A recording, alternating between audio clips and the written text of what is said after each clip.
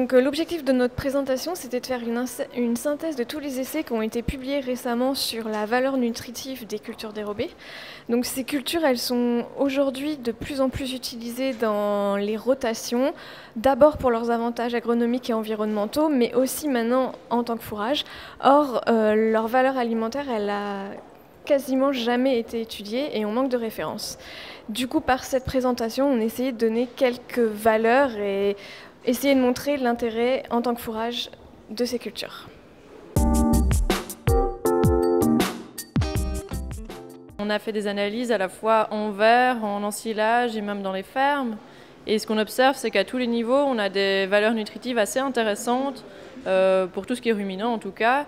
Et donc, à la fois en verre et puis en ensilage, on voit que ça se conserve relativement de manière similaire à des cultures mieux connues comme le raiggras ou le trèfle.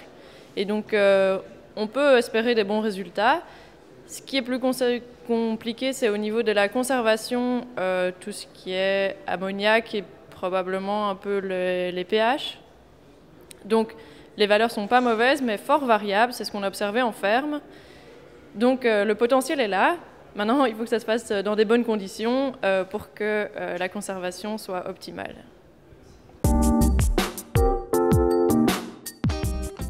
Un certain nombre d'espèces qui sont utilisées en culture dérobée contiennent des composés secondaires comme les caroténoïdes, vitamines, des tanins ou des polyphénols qui sont susceptibles d'avoir des effets peut-être négatifs mais surtout positifs sur les performances, sur la santé, sur les rejets et sur la qualité des produits chez le ruminant.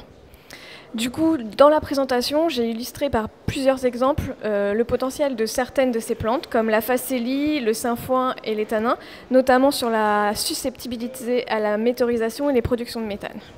Mais d'autres effets sur la qualité des produits peuvent aussi exister.